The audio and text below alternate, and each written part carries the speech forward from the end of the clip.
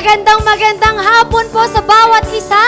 Handa na po ba ang lahat para parangalan at i-praise ang ating Panginoon? Pwede ba akong makarinig ng isang malakas na hallelujah? Come on, let us all pray, Lord, hallelujah. Oh God, we praise you in this place, Panginoon. Lord, be honored, be praised, be worshipped in this place, oh God. In Jesus' name, amen.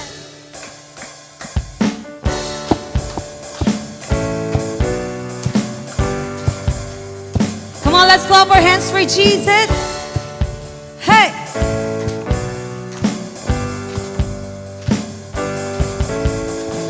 From the start you loved me. You saw who I could be. So you gave your life to save my soul. Hey!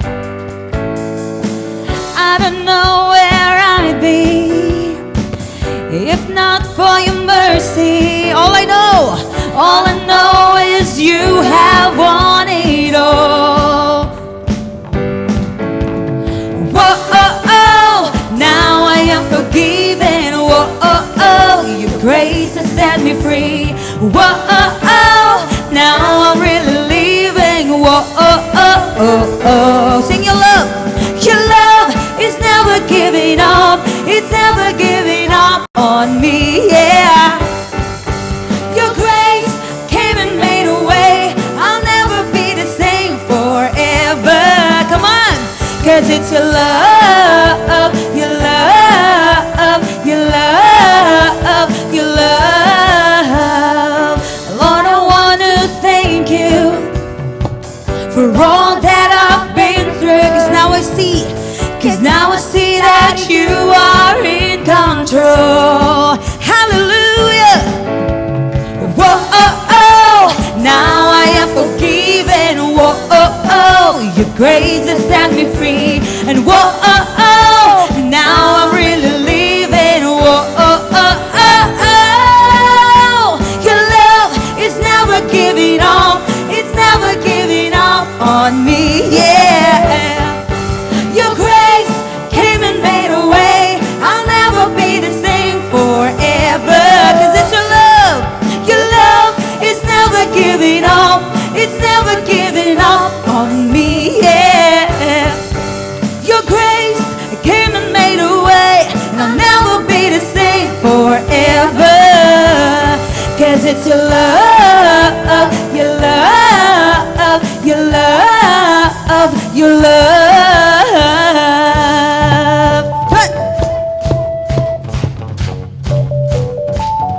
Come on, let's clap our hands for Jesus as a sign of victory. I can hear the sound of the broken chains. Freedom is alive running through my veins. Victory is mine over sin and shame. And I am free, I am free. I can hear the sound of the broken chains. Freedom is alive running through my veins. Victory is mine over sin and shame. Say I am free, yes I am free. And I can hear the sound of the broken chains. Freedom is alive running through my veins. Victory is mine over sin and shame. Say I am free, yes I am free. Hey! Your love is never giving up. It's never giving up on me, yeah. Your grace came and made a way. I'll never be the same forever. 'Cause it's your love. Your love is never giving up. It's never giving up on me, yeah. Your grace came and made a way. I'll never be the same forever. Because of your love, it's your love, your love, your love, your love. 'Cause it's your love, your love, your love, your love.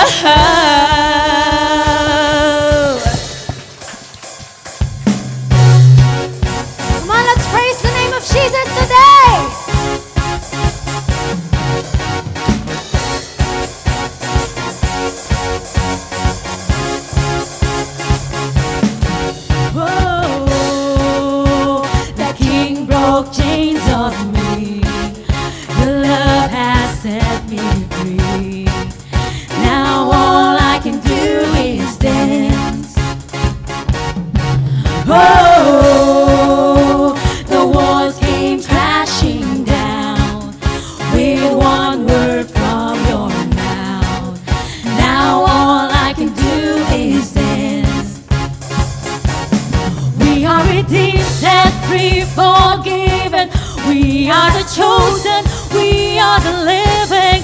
We are redeemed, set free, forgiven. So if you love Him, sing, sing. Oh, praise you, Lord. I'll praise you, Lord. For you are good. You are good. Forever we will dance and sing. For you are good. You are good. Hey! You are good.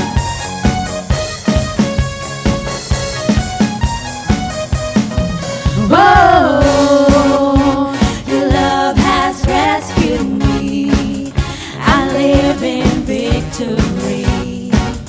Now all I can do is dance. We are redeemed, set free, forgiven. We are the chosen, we are the living. We are redeemed, set free, forgiven. So if you love Him, sing, sing. Oh, praise you, Lord. I'll praise you, Lord. For you are good. You are good. Forever we will dance and sing. For you are good. You are good. Praise you, Lord. I'll praise you, Lord. For you are good. You are good. Forever we will dance and sing. For you are good. You are good.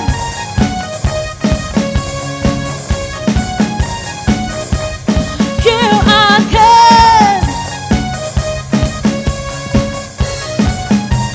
Come on, let's declare this. Whom the Son sets free is free indeed. Whom the Son sets free has liberty. Your love has taken chains of me.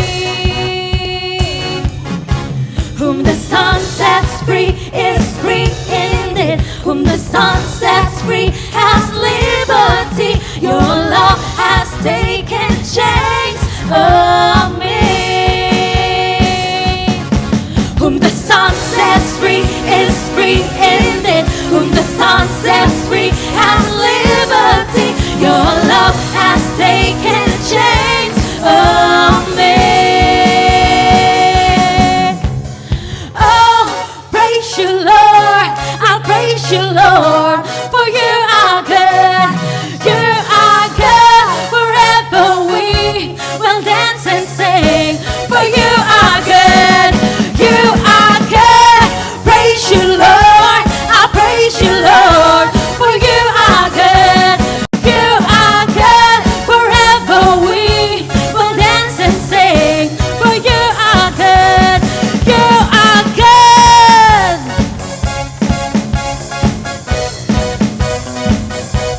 You are good.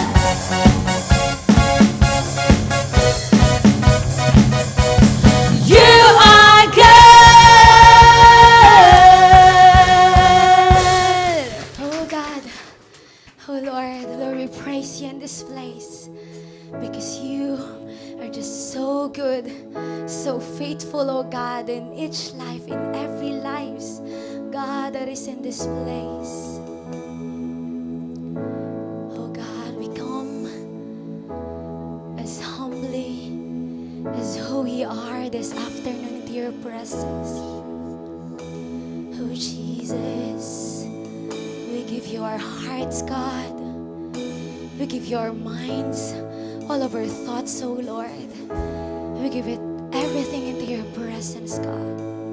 Oh Jesus, just cause each one of us, Lord, God, to just run into your altar, oh Jesus. Whatever we have, oh God, on our plates, God, on our lives, oh Jesus, we come humbly into your presence, God. Are you hurting and broken within, overwhelmed by the weight of your sin? Jesus is calling, is calling. Have you come to the end of yourself? Do you thirst for a drink from well. Jesus is calling.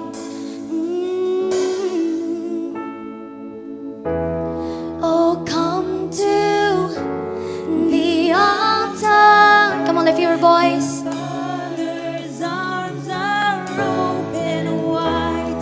Forgiveness was bought with the precious blood of Jesus Christ.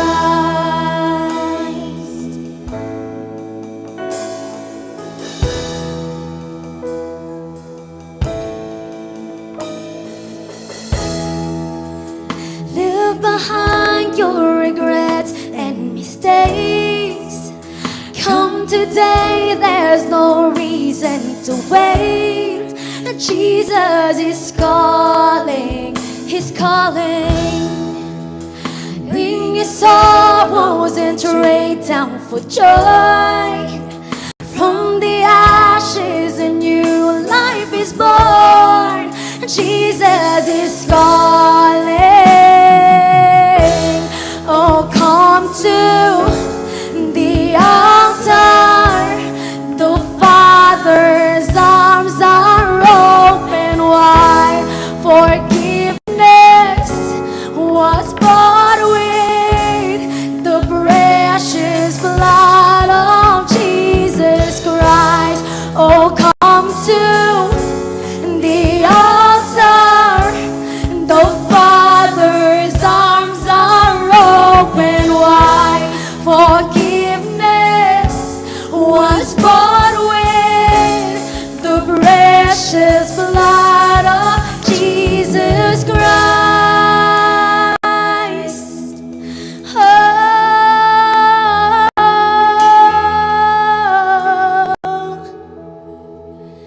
Oh, what a Savior, Lord. How good you are, Jesus.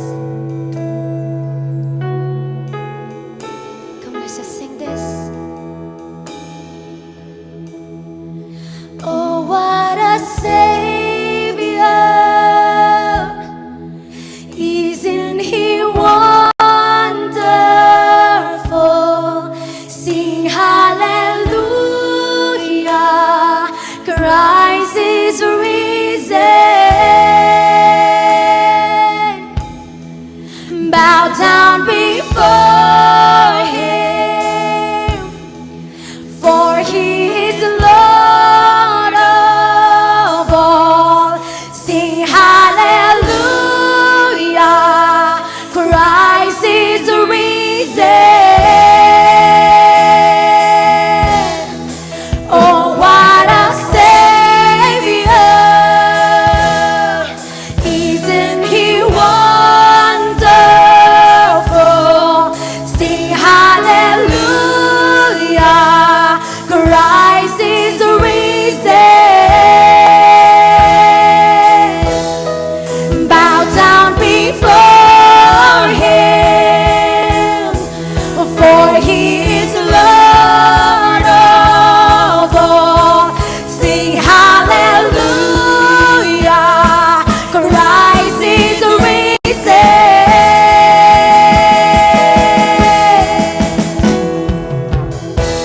Oh, come to the altar.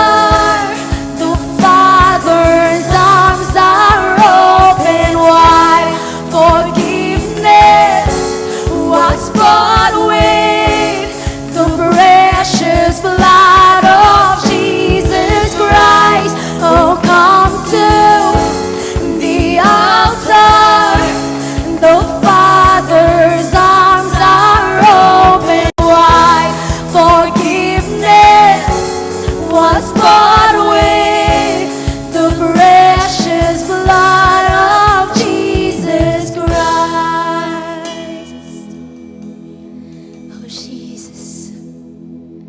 Lord, we remember, Panginoon, of what you have done on the cross, Jesus. Lord, we want to thank you, God, for shedding your blood. For shedding your blood, oh God, for us to become blameless, to become God, and pleasing in your eyes, oh Jesus. Oh Jesus, we continue to worship in this place.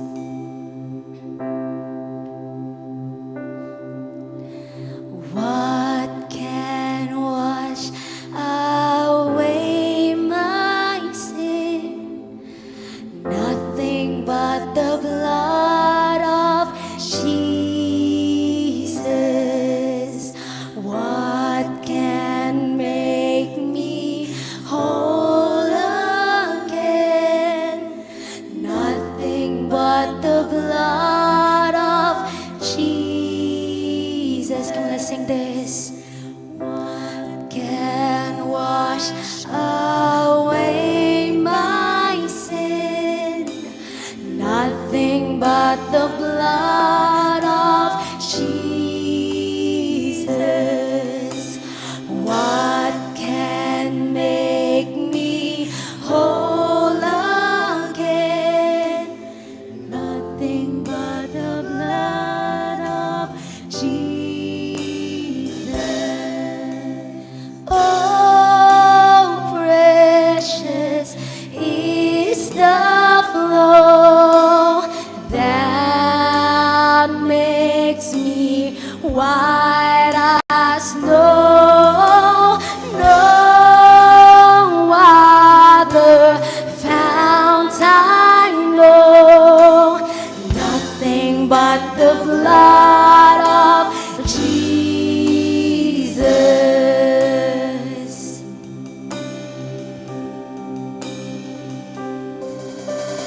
What can wash away my sin? Nothing but the blood of Jesus. What can make me whole again? Nothing but the blood of Jesus. For my pardon, this I see. Nothing but the blood of Jesus.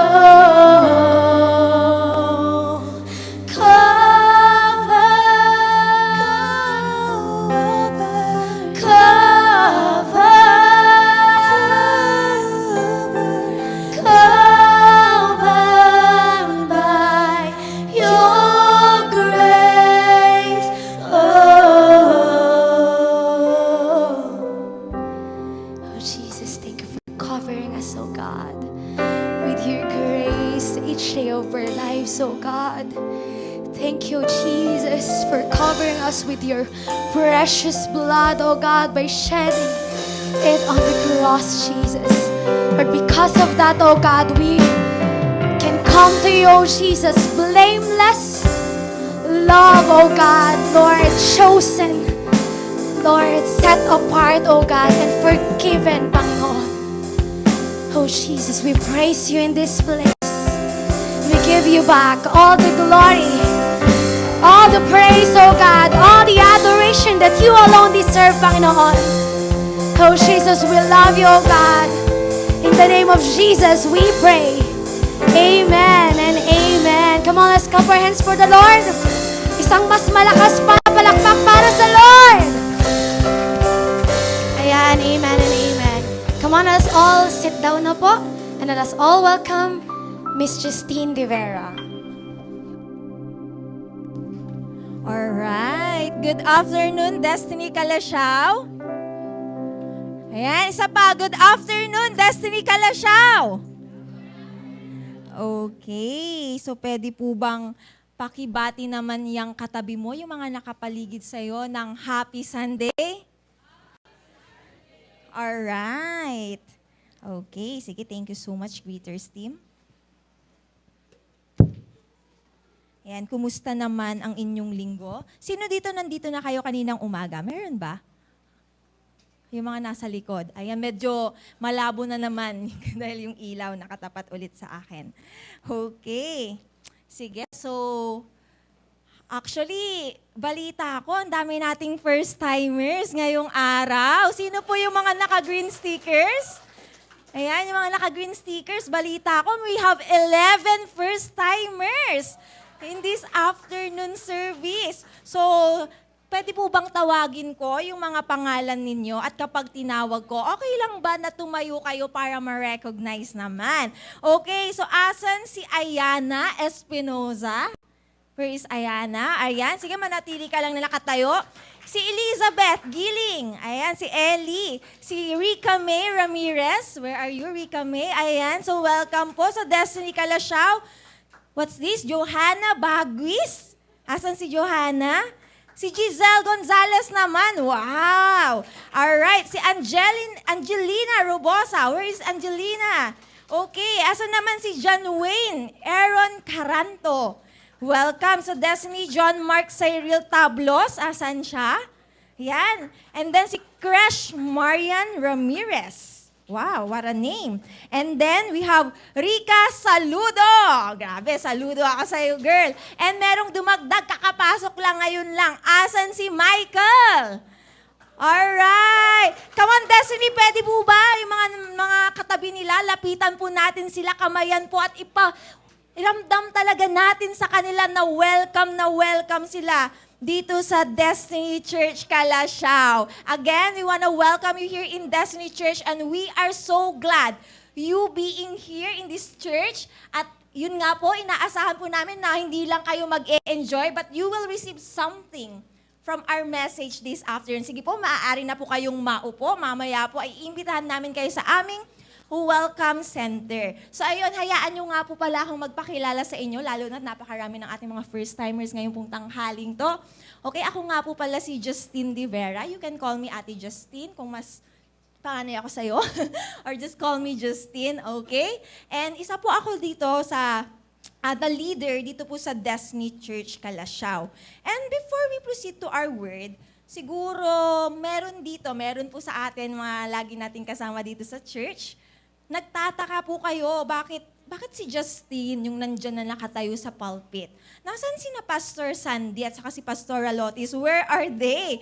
Actually po, they are currently in Destiny Alaminos. Kasalukuyan, sila po yung nandoon. Si Pastor Sandy po yung preacher nila ngayon sa Destiny Church Alaminos.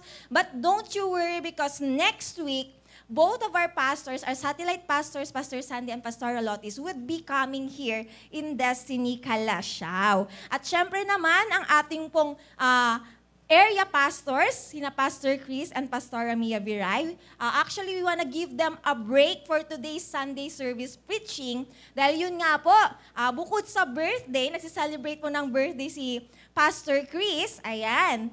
So, binati niyo na ba si Pastor Chris, mga estudyante niya from Lookout Sur National High School? Next Sunday naman po, we will launch our first ever Destiny Malasiki Sunday Service! Come on! Mag-ingay, Malasiki people! Ayan, so Malasiki people next week, paghandaan talaga natin yan. Okay, so please allow me po to share with you today, this afternoon, yung pong message natin. So, yun na. Tara na, let's go. Let's share the word this afternoon. And last Sunday, yun nga, we had a break from our The Jesus series. Sino po nandito last Sunday? Pakitaas nga po ang kamay, nandito ka nung last Sunday. Yan, may mga nakikita ko nakataas ang kamay. Yun, last Sunday, nagkaroon po tayo ng break sa ating The Jesus series. At ano po yung topic natin yon, if you could recall? Commitment, tama. And yun nga praise God, kasi yung topic natin last Sunday, mas pinatindi yung commitment na meron tayo sa Lord, sa church, at sa bawat isa. Amen po ba? Amen po ba? And today, we will be back to our The Jesus series. We will continue to know who Jesus is in our lives and what He can do to every one of us. Okay? Balikan lamang po natin yung mga topic na dadaanan na natin sa ating Jesus series in our previous Sundays. First is, we have this topic, Jesus who gives freedom to the captives. Sabi mo nga, freedom to the captives. Another topic, Jesus who gives rest to the weary. Jesus who calms the storm. Jesus as the bread to the hungry. At pag may tinapay, merong kape. Sabi nila.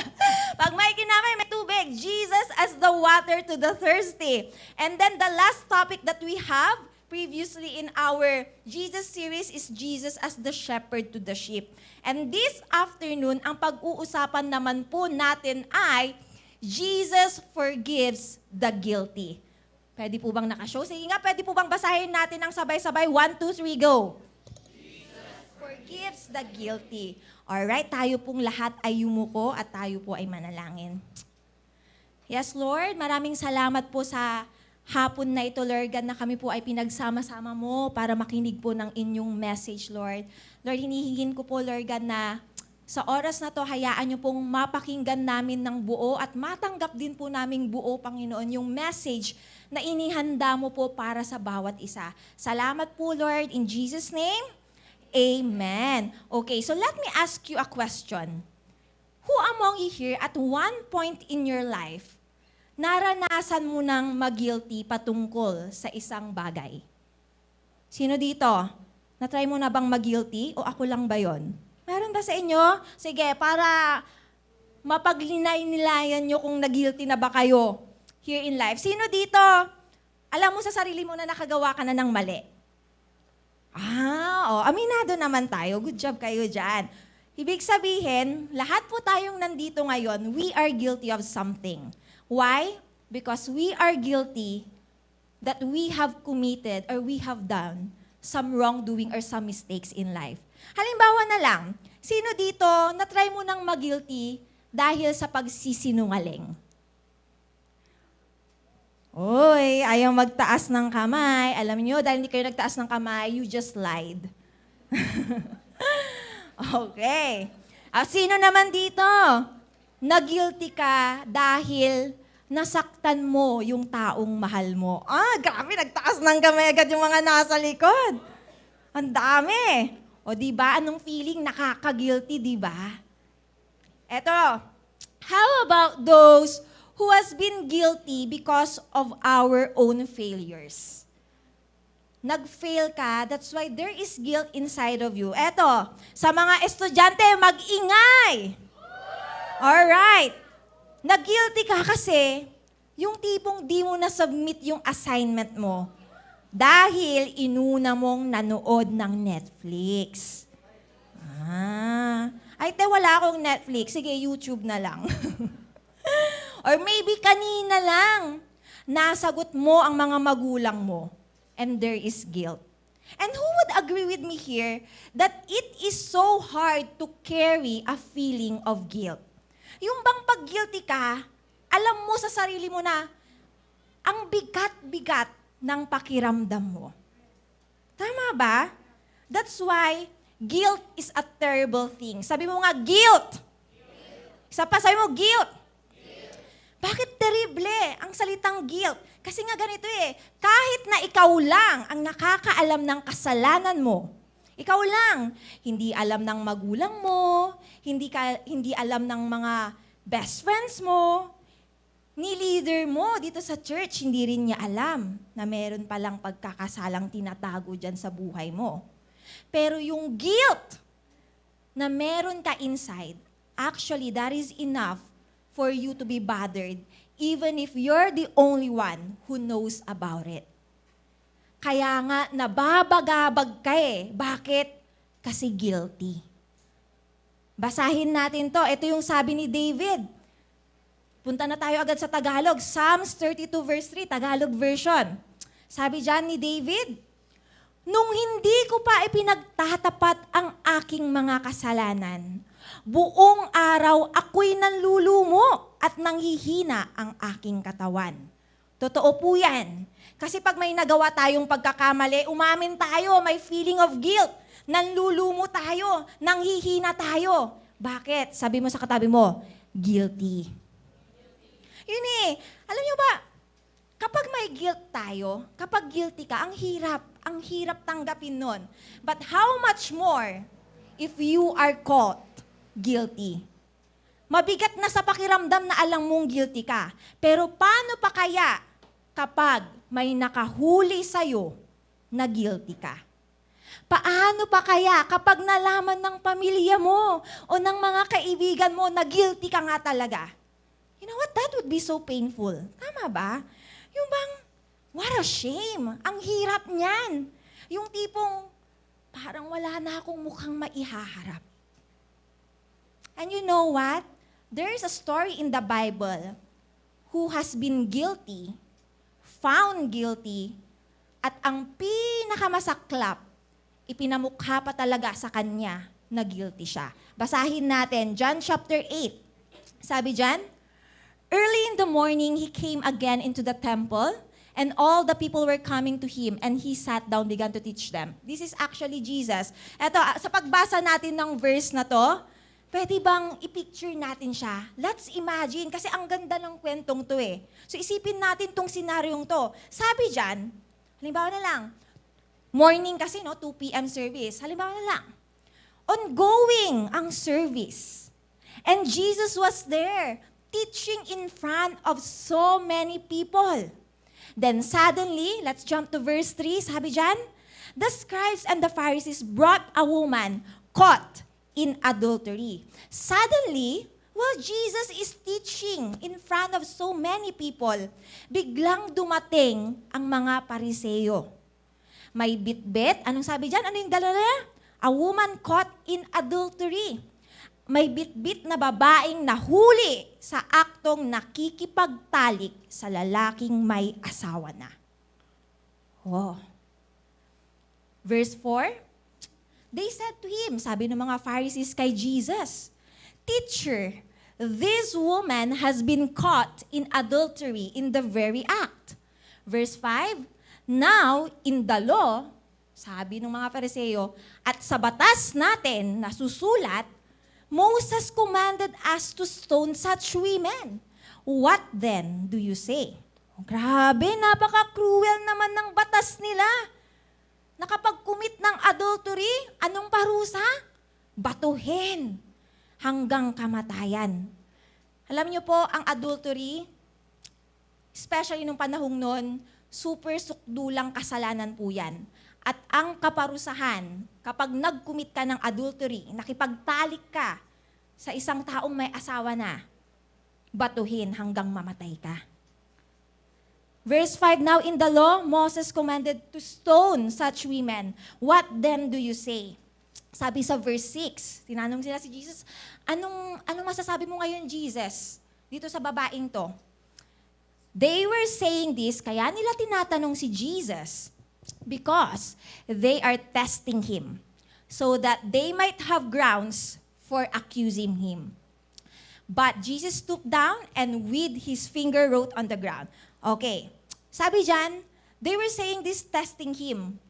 Yun pala yun. Wala pala talaga silang pakialam doon sa babaeng nahuli sa akto na gumagawa ng kasalanan. They were actually after Jesus. They were trying to trap Jesus. Paanong gustong itrap? Ganito yun eh, na pag may sinabi si Jesus, pwede nila siyang akusahan. Ang tanong nila kay Jesus, "O Jesus, anong masasabi mo ngayon? Anong pwedeng gawin natin dito sa babaeng nahuli natin na gumagawa ng kasalanan?" Hinihintay nila kung anong isasagot ni Jesus. Kung papatawarin ba ni Jesus yung babae o kung papayag ba siya na batuhin yung babae hanggang kamatayan. You know what? This is really a trap kasi either of the two na pwedeng isagot ni Jesus, pwede nila siyang akusahan. Ito yun, pag pinatawad niya yung babae, they would tell him, Jesus, lumalabag ka sa batas, ha? Pero, kapag naman hinayaan ni Jesus, sinabi niya, o sige, batuhin niyo na siya. Karapat-dapat lang sa kanya yan. Pwede rin nila siyang akusahan. Jesus, wala kang awa. But you know what? Hindi nila matatrap si Jesus. So ano kaya yung ginawa ni Jesus? Mamaya, babalikan natin itong storyng to. Aalamin natin kung ano yung ginawa ni Jesus. Mamaya. But for now, mag-focus muna tayo doon sa nangyari sa babae na nahuli. And as I have mentioned earlier, the woman was not only guilty, she was found guilty. Nahuli siya sa akto. And I believe, itong babaeng to, alam niya na yung ginagawa niya na adultery ay isang malaking pagkakasala. Kayo ba alam niyo na ang adultery ay isang malaking pagkakasala? Yeah. That's why I believe, itong babaeng to, alam niya rin na malaking kasalanan yung ginagawa niya. But, to make matters worse, nahuli pa siya sa aktong paggawa ng kasalanan. And can you imagine the guilt of this woman at that time? Grabe siguro yung guilt na meron siya. Grabe siguro yung kahihiyan na meron siya at that time. I-define natin ngayon, ano ba ang ibig sabihin talaga ng guilt, ate? Let's define guilt. Sabi dyan, guilt is the fact of having committed a specified or implied offense or crime. Kapag daw nakagawa tayo ng offense or krimen, that is guilt. Another meaning of guilt, it is a feeling of having done wrong or failed in an obligation. Ganito, meron kang obligation, pero hindi mo nagawa, pumalya ka. Sino dito na try mo nang magkautang? Oy, wag na kayo mahiya. Ito na lang. Sige. Sino naman dito, nakautang ka, pero di mo na nabayaran? Meron din aminado dyan. Anong ginawa mo? Dahil nga hindi mo mabayaran, ginawa mo? Tinatakbuhan mo, nilalayuan mo yung taong nautangan mo. Tama ba? Ayaw mo magpakita. Siguro sa messenger, inignore mo siya. Bakit? Guilty. Sabi mo sa katabi mo, guilty. What is guilt? It is also a feeling of anxiety or unhappiness. Yun kapag guilty ka, mahirap tumawa. There's no joy, there is unhappiness and anxiety. Sabi nga ni Rick Ezel, guilt is the dread of the past, a pain that wells up within our heart because we committed an offense or failed to do something right. Often people experience this same kind of dread, obsessed by the memory of some sin committed years ago. Ganito yun Ang sabi ni Pastor Rick Ezel, sa madaling salita, ang guilt daw, posible rin yan na mangyari na hindi ikaw yung gumawa nito. Pero may ibang tao na ginawa sa'yo. There's a feeling of guilt because of maybe you have been abused when you were still young, or maaring na-try mong mamolest siya, or maybe rape. They live in fear that someone will discover their past. Eto, kapag guilty daw tayo, Natatakot ka na ma-discover ng ibang tao yung ginawa mong pagkakamali. Guilt is one of the most crippling diseases among people today. Sabi ng mga psychiatrists and doctors, an unresolved guilt is the number one cause of mental illness and suicide. Grabe. Kaya nga kailangan po nating pag-usapan to ngayon. How you wish kasi na kapag nagkasala ka, sana tapos na lahat. Tapos na nagawa ko na. Ano bang magagawa ko? Pero hindi ganun eh. How you wish tatapos na kapag nagkasala ka na hindi. Alam mo, pagkatapos mo magkasala, deep inside of you, nilalamon ka ng salitang guilt. Nilalamon ka ng kahihiyan. Andyan pa tayo. And pag may guilt ka, may mga common coping mechanisms tayo na ginagawa. How do most people deal with guilt? Bibigyan ko kayo ng 5 C's. Number 1, cover up. Alam niyo po, may mga tao, or maybe here in this place, there are people who hide their sins and shame. They cover up. They try to conceal it. Tinatago kasi nahihiya. Kasi sino ba naman ang magiging proud na gumawa ka ng isang kasalanan? Tama ba? Meron ba dito yung, oy, nangupit ako, happy ka? Hindi! Kapag ikaw may kasalanan ka, itatago mo yan. Bakit? Kasi ikinakahiya mo na gumawa ka ng isang pagkakamali. Sabi nga sa Genesis chapter 3 verse 7, ito yung time ni na Adan at ni Eva. Sabi diyan, at that moment their eyes were opened and they suddenly felt shame at their nakedness. Grabe. Alam niyo, pag guilty ka, automatic mahihiya ka. Bakit? Kasi ang guilt at shame, they go together. Magkasama parati yan. Ganito yun eh. Nung nilikha si Adan at si Eva, paano sila nilikha ng Lord? Hubad sila, tama. Pero bakit hindi sila nahihiya noong mga panahong yun? Kasi wala silang maling ginagawa. But the moment na meron silang ginawang mali, nagkasala sila, ano yung naging epekto kina Adan at Eva?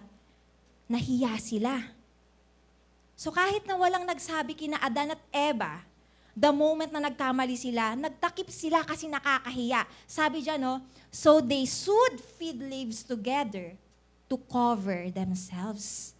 And you know what? Katulad nila, just like them, we also try to cover up our mess.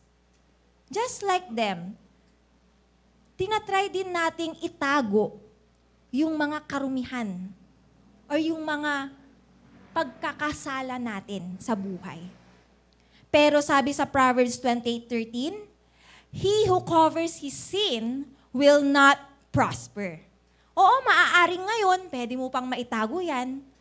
Pero later on, you will be exposed. Malalaman din yan. Number 1 thing na ginagawa nating mga tao, cover up. Number 2, compensate. Sabi mo nga, compensate. Ano ibig sabihin ng compensate?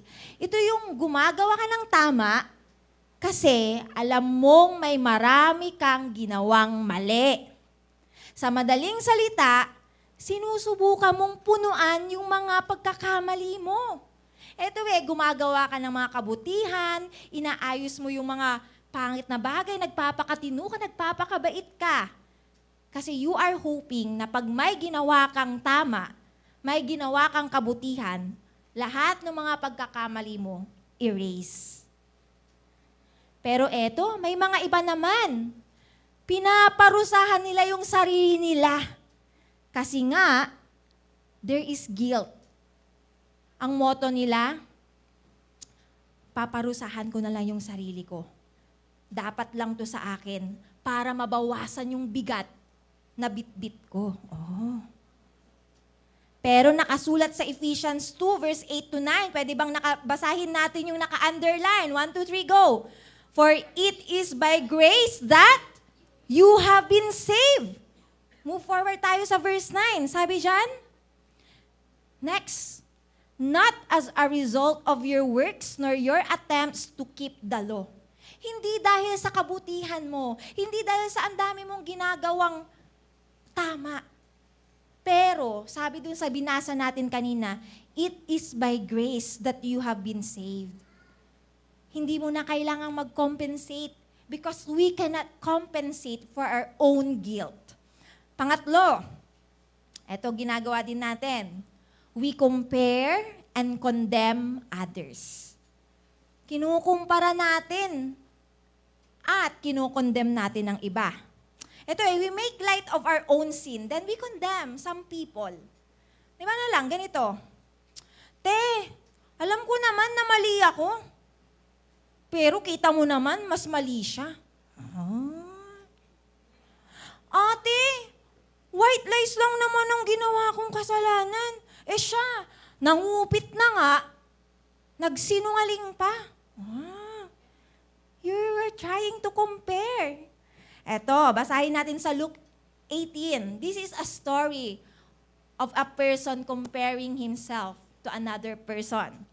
Sige, kwento ko na lang. Sabi dyan, may isang Pharisee daw, pumunta siya sa isang lugar, tsaka nanalangin siya. Tapos eto yung panalangin niya. Lord, thank you so much kasi hindi ako kagaya ng ibang tao dyan. Yung mga iba dyan, cheater. Yung mga iba naman, makasalanan. Why? Yung mga iba dyan, adulterers. Tsaka napatingin siya sa kaliwa niya. Kita niya, may isang tao nagpipray din, isang tax collector, nangungulekta ng buwis. Pagkakita niya doon, sabi niya, at lalo namang hindi ako kagaya nitong nasa gilid ko. Grabe. Sabi niya sa verse 12, sa isang linggo, 2 beses ako nagpa-fasting, Lord, ha? At saka naghuhulog pa ako ng tithes ko. Ay, grabe. Pero sabi sa verse 13, puntahan naman natin yung nandun sa gilid niya na tax collector na nananalangin. Sabi dyan, yung tax collector daw, nakatayo. Pero habang nananalangin siya, hindi niya daw maiangat ang kanyang ulo at lumingon sa itaas para manalangin. As he was praying, habang nananalangin daw tong tax collector, he was beating his chest in sorrow. Sipin nyo na lang, grabe. Pinapalo niya daw yung kanyang dibdib sa sobrang bigat ng dalahin niya. At ang sabi niya sa Lord, Diyos ko, patawarin mo ko, kaawaan mo ko, kabahagan mo ko. Kasi is akong makasalanang tao. Verse 14, I tell you, this sinner, not the Pharisee, returned home justified before God. For those who exalt themselves will be humbled, and those who humble themselves will be exalted. Are we there? Pang-apat, callousness. Sabi mo nga, callous. When I said callous, ito yung, you have already allowed your heart to go hard that you cannot feel guilt anymore. Ang tigas na ng puso mo, na alam mong may guilt ka, may pagkakasala ka, pero parang wala na lang sa'yo. Yung bang lantaran na lang. Lantaran mo na lang ginagawa yung mga kasalanan. Kasi matigas na yung puso mo eh. Wala ka nang pakialam. Is that how we deal with our guilt? Sabi sa Romans 1, verse 31 to 32, ganito daw yung mga taong may matigas ng puso. They refuse to understand, break their promises, are heartless, have no mercy. They know God's justice requires that those who do these things deserve to die. Yet they do them anyway. Worse yet, they encourage others to do them too. Grabe. So hindi na nila ma-cover up yung kasalanan, kaya lantaran na lang, pinanindigan na lang ang kasalanan. Kalus na, sobrang tigas na ng puso. Then number 5, condemn yourself. Sabi mo nga, condemn yourself. That is what we do sometimes. Yung bang, Wala namang nagko-condemn sa'yo. Pero, kinokondem mo ang sarili mo. Maraming mga tao guilty, pero hindi nila kayang i-take. That's why they simply quit. At anong ginagawa nila sa buhay nila? They end their own life. Sino dito familiar ka kay Judas? Si Judas, anong ginawa niya? Ipinagkanulo niya si Jesus para lang sa silver coins.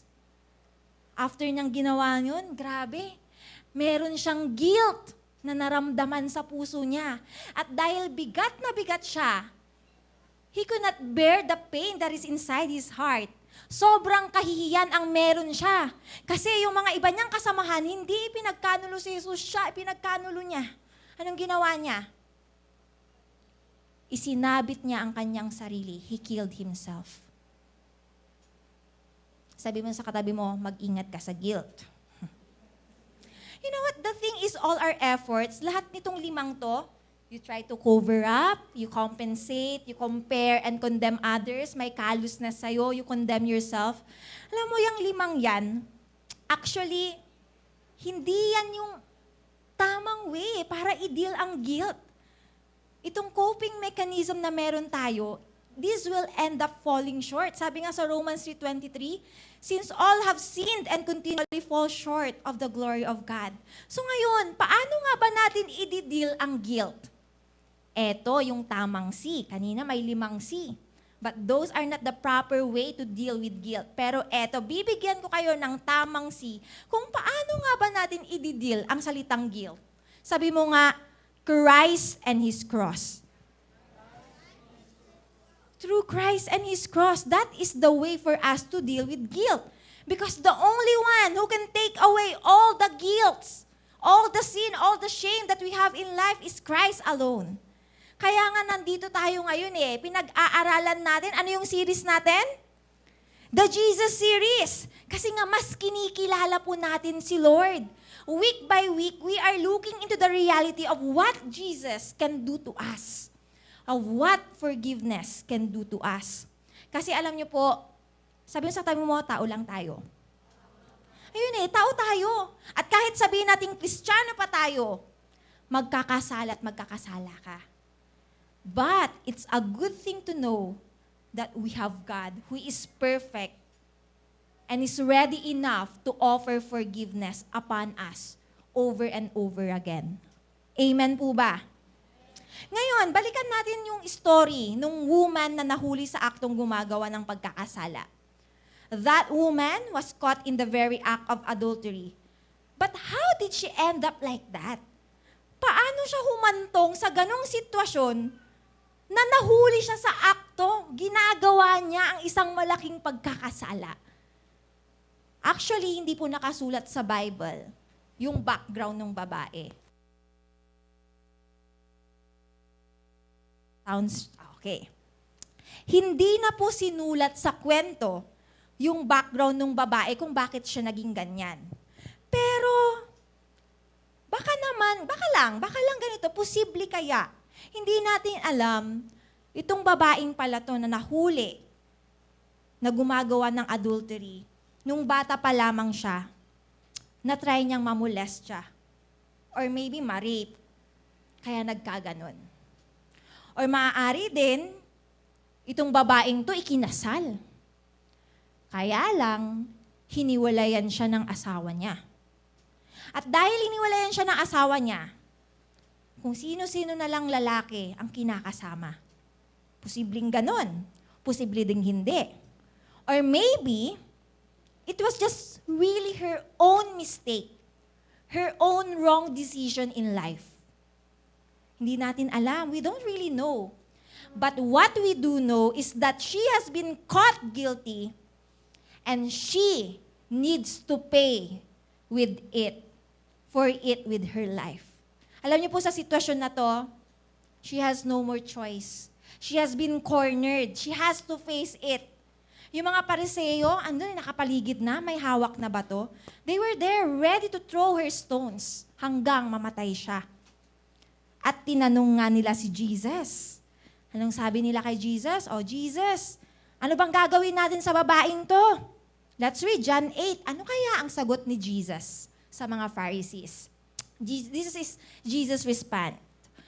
Verse 6, but Jesus stooped down and with his finger wrote on the ground. They kept demanding an answer, so he stood up again and said, sabi ni Jesus, eto sagot niya sa mga Pariseo, all right, but let the one who has never sinned throw the first stone. Sabi ni Jesus, sige, batuhin nyo. Kung sino man ang tao dito na never pang nagkasala, ang unang bumato sa babaeng yan. Sa palagay nyo, may bumato. Sa palagay nyo. Verse 8. Basahin natin. Tuloy natin. Then he stooped down again and wrote in the dust. When the accusers heard this, nung napakinggan daw nila si Jesus na sinabi niya yung, kung sino man dito, ang hindi pa nagkakasala, siya maunang bumato. Anong ginawa niya? Anong ginawa ng mga accusers niya? They slipped away one by one, beginning with the oldest, until only Jesus was left in the middle of the crowd with a woman. Then Jesus stood up again and said to the woman, Woman, where are your accusers? Didn't even one of them condemn you? Sabi nung woman, No, Lord. And Jesus said, Neither do I. Go and sin no more. Grabe! Ang tindi ni Jesus. He is the man who is most worthy to throw the first stone at the woman. But Jesus didn't condemn the woman. What a relief that someone can forgive you with that kind of sin. Ngayon, isipin mo, ikaw mismo, isipin mo ngayon, ano yung pinakatatago mong kasalanan na meron ka? Isipin mo ngayon. Yung bang walang nakakaalam, ikaw lang, secret mo yun. Tapos, dahil nga secret mo, ang nakakaalam lang si Lord. Tsaka bigla ka niyang bulungan, sabihin niya sa'yo, Anak, neither do I. Go and sin no more. Sino dito may guilt ka pa rin hanggang ngayon? I have good news for you. Jesus forgives the guilty. Amen ba? Amen. Pero ate, sure ka ba talaga dyan? Yes, sure ako. Kahit mahirap paniwalaan, sure ako na si Jesus, pinatawad ka na niya. Himay-himayin natin ang forgiveness na ibinigay ng Lord sa atin. Number 1, Christ covers. Kanina, yung mga tao, ang ginagawa, kino-cover up yung kasalanan. Pero sabi dito, eto yung ginawa ng Christ, ni Lord, nung napako siya sa cross. Christ covers. Psalm 32 verses 1 to 2.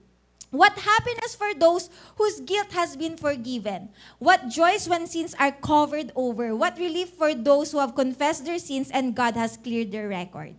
You know what? Because of what Jesus has done on the cross, our guilt has been forgiven. Pangalawa, Christ fully compensates. Pinagbayaran na daw ni Lord lahat ng mga kasalanan natin. Alam niyo po sa Hebrews 10, nakasulat doon, meron daw silang batas, meron daw silang system noon, noong mga panahon ni Jesus. Ang system daw nila noon, itong mga taong to, kapag sila daw ay nagkasala, ginagawa nila, pumapatay sila ng hayop. Kasi nga, dahil buhay, kailangan buhay din ang kapalit. So, ibig sabihin, pag nagkasala ka, para mapawalang bisa yung kasalanan mo, para mawala yung kahihiyan na meron ka, kumakatay sila ng mga hayop at yung dugo, ini-sprinkle nila, ino-offer nila sa Panginoon. Yun ang ginagawa nilang practice. Grabe, no? Eh di sana, ganun din tayo ngayon, no? Parang, okay lang pala magkasala, dali lang, bili lang ako ng manok dyan, katayin ko, i-offer ko. Pero sabi sa Hebrews 10, verse 3, But just the opposite happened. Those yearly sacrifices reminded them of their disobedience and guilt instead of relieving their minds. Itong mga taong to, na ginagawa yung practice na yon, sila mismo, sabi nila, ano ba naman itong ginagawa natin? Nag-aalay tayo ng mga animas para lang mapagbayaran yung kasalanan natin. Pero hindi naman effective. Bakit? Sabi dyan, naaalala ka rin nila yung kasalanan nila at yung guilt na meron sila, damang-dama pa rin nila. So, it is not effective. Next verse, anong sabi dyan? For it is not possible for the blood of bulls and goats really to take away sins. That is why Christ said as He came into the world, "O God, the blood of bulls and goats cannot satisfy you. So you have made ready this body of mine for me to lay as a sacrifice upon your altar." At ang sabi niya sa verse 9, "Here I am. I have come to give my life."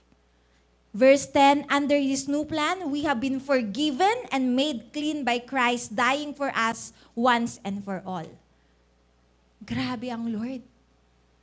Dahil hindi nga kaya na hayop, hindi kaya hindi matanggap ng Diyos. Hayop ang i-offer para lang mawalang bisa ang kasalanan, hindi. Sabi ni Jesus, "Here I am, take my life. I am willing to die for these people who are guilty." That's why Christ compensates. Wala ka nang kailangang pang pagbayaran kasi bayad na ni Jesus. Pangatlo, Christ carried our sins. 1 Peter 2:24, He personally carried our sins in His body on the cross so that we can be dead to sin and live for what is right. By His wounds, you are healed. Alam niyo po, nung time na napako si Kristo sa krus, ano yung mga binitbit niya doon? He carried all of our sins.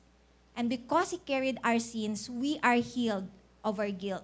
Pang-apat, Christ cleanses you of your sin and clears you of your guilt. Hebrews 10 verse 22, sabi dyan, "Let us go right into the presence of God with sincere hearts, fully trusting Him. For our guilty conscience have been sprinkled with Christ's blood to make us clean." Sabi mo nga sa katabi mo, malinis ka na. Dahil nililinis ka na ng Lord. Ayun, Christ cleanses your sins and He clears you all of your guilt. Then lastly, Christ was condemned for you. Tell your neighbor, Christ was condemned for you. Kaya hindi mo kailangan i-condemn yung sarili mo. Hindi mo kailangan maliitin yung sarili mo. Hindi mo kailangan ipagdudulan, "Oo na, sige na, makasalanan ka, makasalanan ako. Dami-dami nang nagawang kasalanan." Hindi. Christ condemned Himself for you. Yun nga Going back to the story, nagsialisan na ang lahat, ang naiwan lang yung babae at si Jesus. At ang sabi ni Jesus sa babae, sabi niya, "Asan sila? Kinondem ka ba nila?" John 8:11, sabi ng babae, "No, Lord," she said. And Jesus said, "Neither do I. Go and sin no more." I want you to know, you are no longer guilty. And you know what?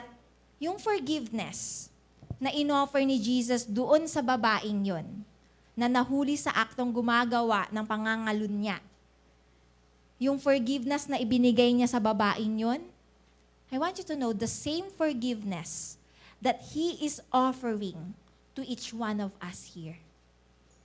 Yung pagpapatawad na ibinigay ni Jesus, ganun din yung pagpapatawad na nais niyang i-offer sa ating lahat.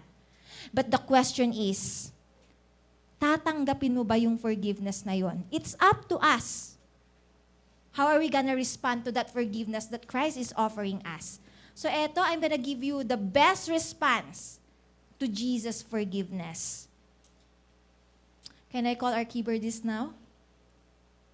Number 1, what is the best response to Jesus' forgiveness? Sabi mo nga sa katabi mo, come. Come. Kapatid, lumapit ka lang sa Panginoon. Isaiah 1 verse 18, sabi dyan ng Lord, "Come, let's talk this over, says the Lord. No matter how deep the stain of your sins, I can take it out and make you as clean as freshly fallen snow. Even if you are stained as red as crimson, I can make you white as wool." Sabi ng Lord, "Anak, ang bigat na? Hindi mo na kaya yung kahihiyan? Grabe na yung nararanasan mo dahil dyan sa guilt na yan? Jesus is giving you an invitation to come. Lapit ka lang, anak. Lapit ka lang." Pangalawa, sabi mo nga, confess.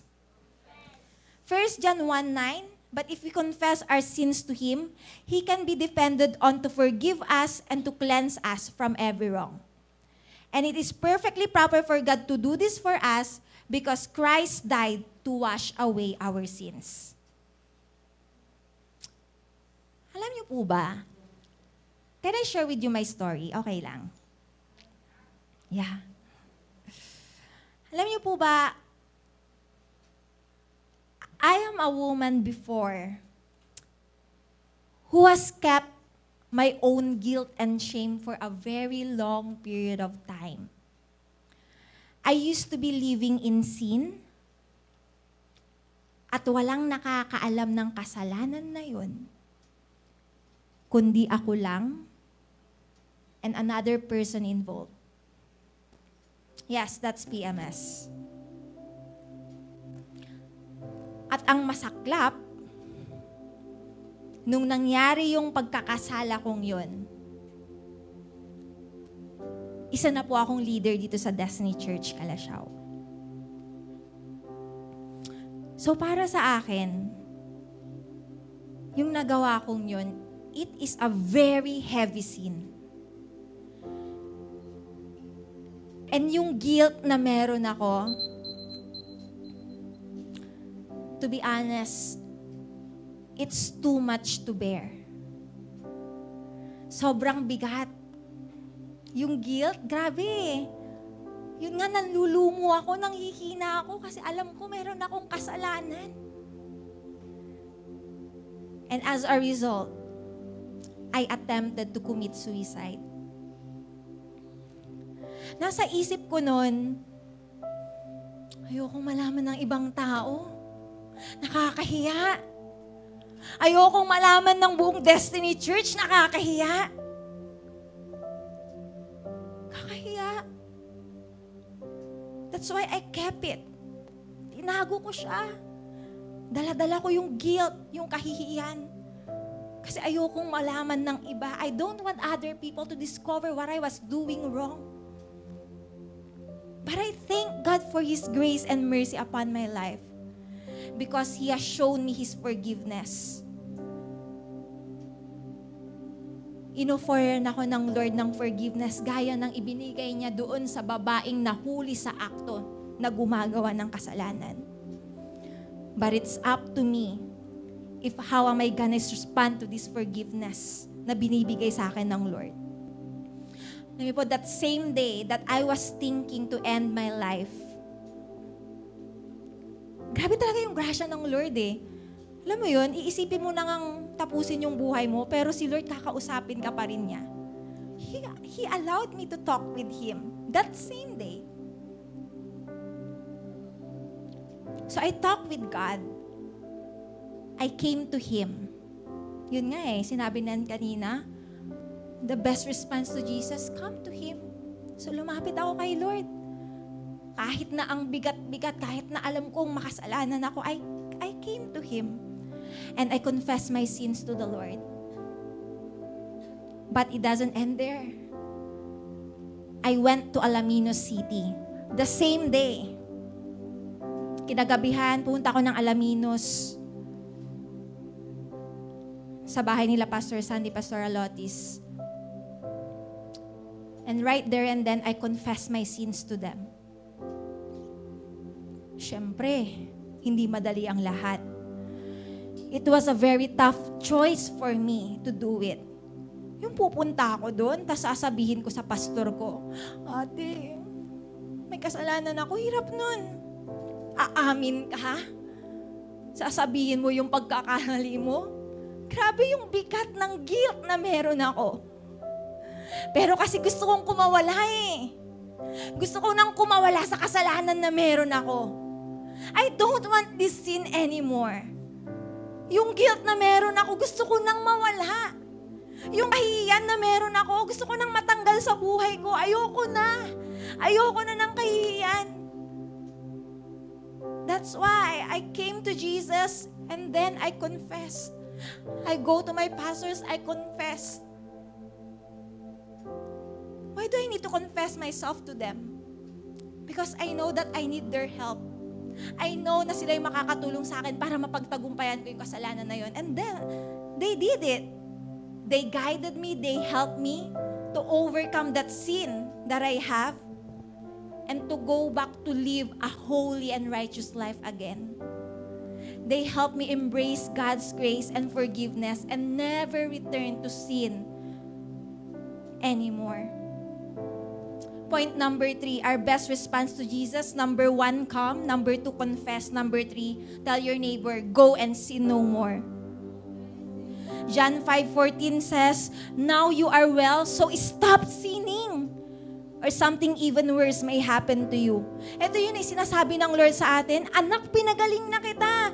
Tinanggal ko na yung guilt mo. Kaya huwag ka nang magkakasala ulit.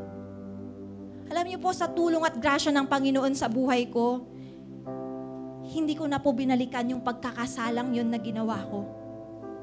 Hanggang sa tuluyan pong nawala talaga yung guilt, yung kahihiyan, nawala siya eh. Yung hiyang-hiya ako na sabihin na ito yung kasalanan ko, yung hiyang-hiya ako dahil meron akong ginawang malaking kasalanan, nawala siya. It has been erased by the Lord's forgiveness. And that's why I am here in front of you, sharing my story to you with no guilt, with no shame, but just thankfulness to the Lord of what He has done in my life through His forgiveness. Wala nang kahihiyan, wala nang guilt. Grabe ang Lord kung magpatawad. And you know what? The same thing, yung forgiveness na binigay sa akin ng Lord, ano man yung pinakatatago mo dyan sa puso mo, the Lord is offering you the same forgiveness. But it's up to you on how are you gonna respond it. But the Lord is giving you an invitation to come, to confess, and to go and sin no more. Can we all stand up? Alam niyo po, hindi ko alam ang kwento ng buhay ng bawat isang nandito ngayon. Pero maybe for some of you here, maybe you have been living a life full of guilt and shame. Maaring dahil sa past mo, may past ka eh. Or maybe you have your wrong decisions in life. O maaari ding may mga tao sa buhay mo na may ginawa sa yung pagkakamali at hanggang ngayon, bit mo pa rin ang mga yan dahil grabe yung kahihiyan. But I want you to know, church, Jesus is the only answer. You wanna be set free, you wanna be forgiven, Jesus is the only answer. Christ and His cross. God wants you to know that He has taken away all of those sin, all of this guilt, and He loves you. Alam niyo po, 2,000 years ago, bakit siya napako sa krus? Kasi mahal ka niya. At nais niyang kuhanin lahat ng kasalanan, lahat ng guilt, lahat ng kahihiyan sa'yo. And Jesus is forgiving you. So right now, bakit hindi tayo lumapit sa Lord? Why don't you respond to the Lord? To come to Him, to confess. Come on, just talk to the Lord right now. Search your heart right now and kausapin mo ang Lord. As this song plays, just allow the Lord to talk to you.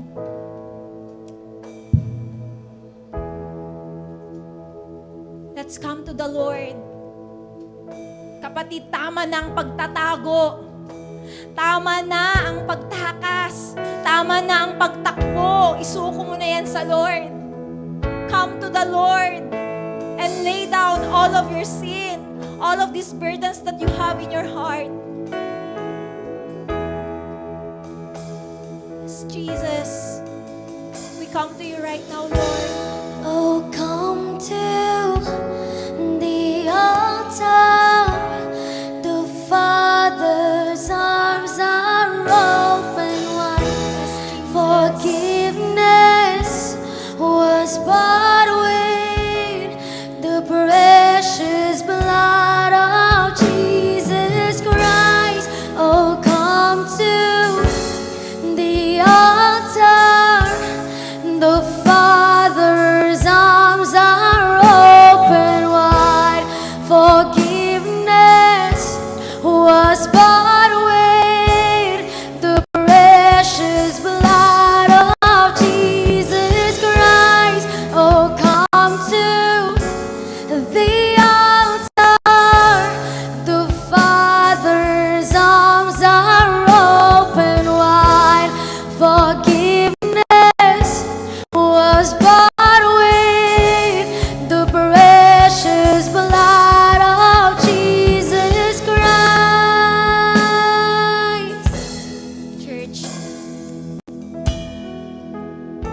right now, if you're that person na alam mong meron kang kailangang isurrender sa Panginoon, kasi bigat ka na eh.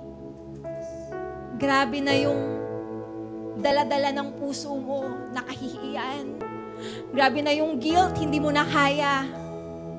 With all eyes closed right now, with all heads bowing down before God, if you are that person that you wanna ask for Christ's forgiveness upon you, kung nais mong tanggapin yung pagpapatawad ng Lord, kung nais mong tanggapin mula sa Lord yung pagtanggal niya ng guilt na to sa'yo, you may now just lift up your hands to Him. Lift up your hands to Him and surrender to the Lord. And tell God, Lord, sinusuko ko na ang lahat ng to. Suko na ako, Lord. Ayoko na nito, God. Ayoko na ng guilt and shame, oh God. Ayoko na nitong kahihiyan na meron ng puso ko. Come on, just tell it to the Lord as your hands are raised up towards Him. It is a way of confessing it to the Lord, acknowledging that you have sinned and you need God. Oh Lord, we lift up to you all of these things, God. Sinusuko na namin sa iyo, Panginoon. Oh, what a Savior! Isn't He wonderful? Sing hallelujah! Christ is risen. Bow down before Him, for He is Lord of all. Sing hallelujah! Christ is risen. Oh, what a Savior! Isn't He wonderful? Sing hallelujah! Christ is risen. Bow down before Him, for He is Lord of all. Sing hallelujah! Christ is risen.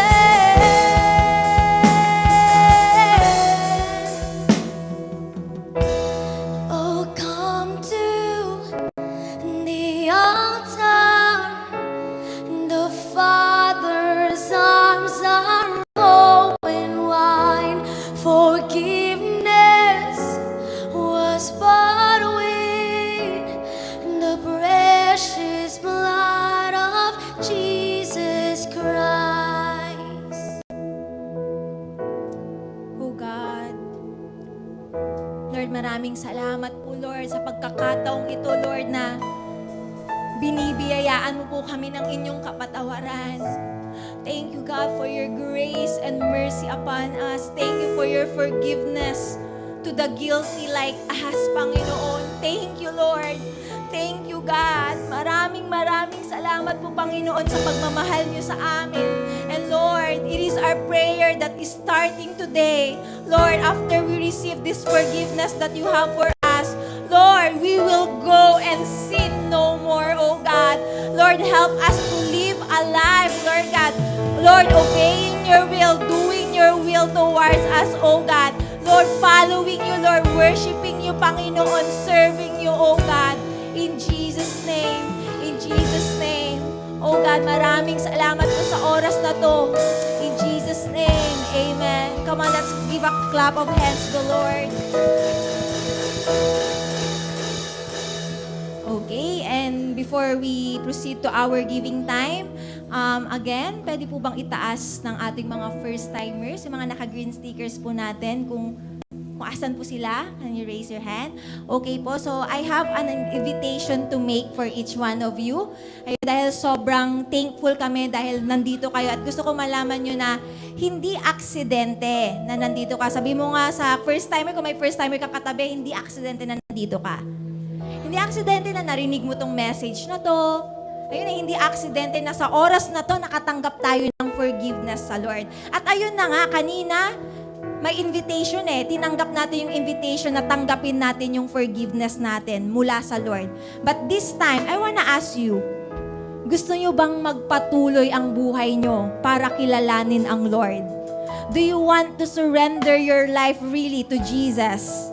If that is a yes, can I invite you here in front? Punta lamang kayo dito para rin po makabayan ko kayo. Come on, if you are that person, you are making a decision.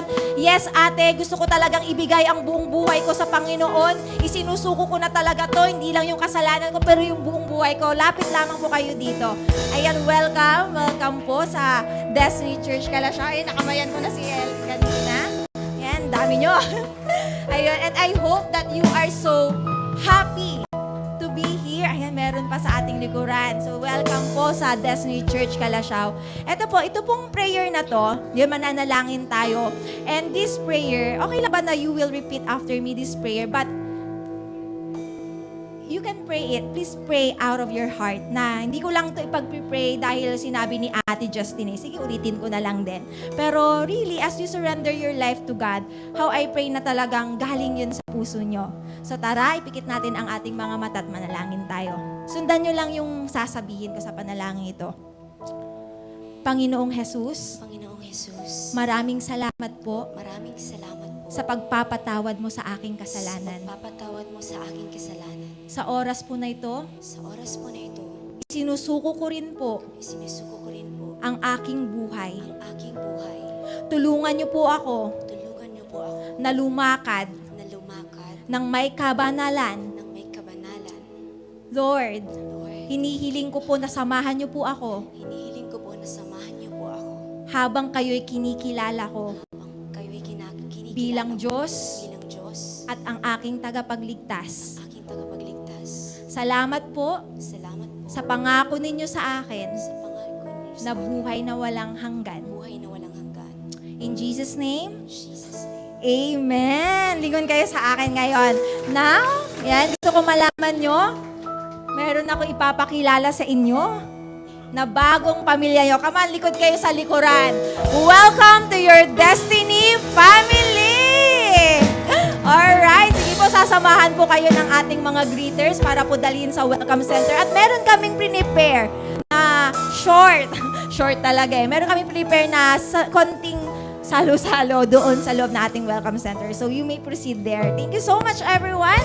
And tinatawagan ko na po ang ating napakagandang Ate Maris para po sa ating giving time. Hello, salamat sa ating napakagandang soon-to-be Pastora and Mrs. Ayan, so good afternoon students. Daming estudyante iba't ibang school to Good job everyone at sa lahat nag-invite ng ating mga first-timers. Anyways, I am Ate Mariz and allow me to share our processing question. At ang ating number 1 is, ito pa ang sasagutin natin mamaya sa ating mga processing group. Do you carry any feeling of guilt when you came here today in the church? Meron ka daw bang guilty feelings bago ka dito pumunta sa church? Meron ba nagpapabigat sa puso mo, sa isip mo bago ka pumunta sa church? Pwede mo yang i-share sa inyong mga ate at kuya later. And then, which of the 5 points shared made an impact in your heart and changed your perspective about God's forgiveness? Pagpipilian natin to, yung Christ covers. Christ fully compensates. Christ carried our sins. Christ cleanses you of your sin and clears you of your guilt, and Christ was condemned for you. Ako siguro, ang pinaka-lagi actually na talaga namang very alive, buhay na buhay sa akin is yung number 4, Christ cleanses you of your sin and clears you of your guilt. Kahit anuman yung past mo, anuman yung nagawa mo na sa magulang mo, nasagot mo ba yung ate mo, nasagot mo ba yung magulang mo, huwag kang mag-alala. Kasi kapag pumunta ka kay Jesus, agad-agad na mawawala yung guilty feelings na yan. Ayan, so you can share that on your processing group. And number 2 question. Yan. What is one thing God is asking you to do today to respond to His forgiveness? Kung meron kang nagawang pagkakasala o meron mang nagpapabigat sa'yo, ano daw ba yung dapat mong gawin? Yan. I-share nyo yan mamaya sa inyong processing group. And also allow me to share sa ating giving at ang ating verse ay sa Matthew 6:21. Sabi niya, sapagkat kung saan naroroon ang iyong kayamanan, naroroon din ang iyong puso. Alam niyo ba na kaya ka nandito dahil pinusuan ka ng Lord? Uy, sabihan mo yung katabi mo, kaya ka pala nandito kasi pinusuan ka ng Lord. Yung nag-invite sa'yo, pinusuan ka din. Kaya dapat lang na tayo ay pusuan din natin ang Panginoon sa pamamagitan ng giving. Ayan, sa mga hindi pa nakakaalam kung ano yung giving, pagbibigay ito ng 10% na tinanggap mo sa buong linggo. For example, baon mo 1,000. Oy, sana all, may 1,000 na baon.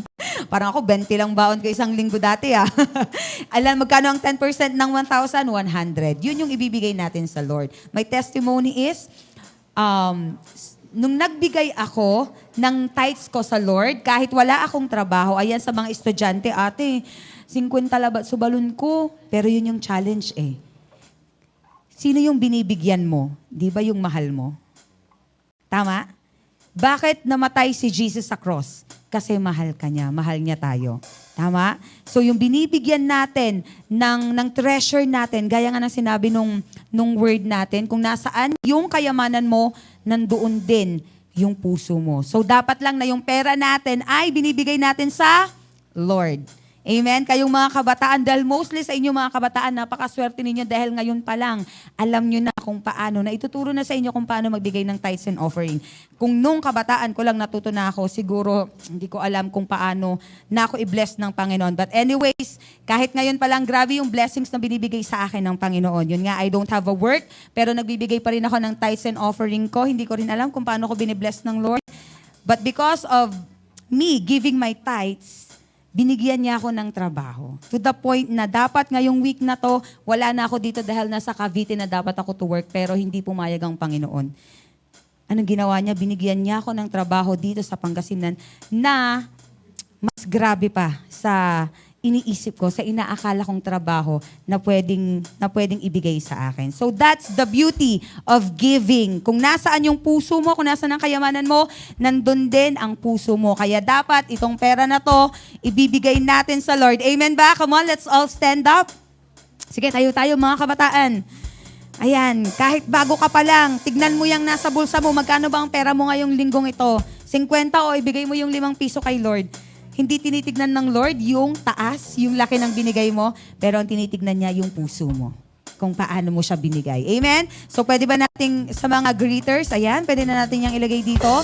Kung wala pa kayong orange envelope, kuha kayo sa ating mga nagagapuhang greeters and i-fill up natin yon and ihulog natin dyan. Come on, let's pray. Come on, let's stand up. Tayong lahat. Come on, let's stand up. And let's pray. Lord, thank you for this time, Panginoon. Lord, inaalay po namin sa'yo, Lord, ang aming puso, O God, maging ang aming kayamanan, Panginoon. Dahil, Lord, dapat ka, Panginoon, na pag-alayan. And I know and I believe, God, na itong mga taong naririto, lalong-lalo na po itong mga estudyanteng ito, Panginoon. Lord, as they give, O God, Lord, yung kanilang mga 10%, yung kanilang mga tithes, Panginoon, ipapakita mo, Panginoon, yung blessings, Lord, yung provision na kaya mong ibigay, hindi lamang sa kanila, kundi sa kanilang buong pamilya. Tunay nga, Panginoon, na kapag binigay namin ang puso namin sa iyo, ang kayamanan namin sa iyo, hindi kami magsisisi, Panginoon. Lord, maraming salamat, Lord, dahil hindi ka rin humihinto na bigyan kami ng blessings, Lord. I pray, God, that you bless these people, lalong-lalo na po lahat ng magbibigay, hindi lamang sila, kundi ang kanilang buong pamilya, ang kanilang pag-aaral, ang kanilang trabaho, maging ang mga taong nakapalibot sa kanila, Panginoon. Thank you, God. Lord, itong ikapong ito ay para sa iyo lamang, oh God. Lord, bless it in the name of Jesus. Amen. Come on. Let's give. Oh, praise you, Lord.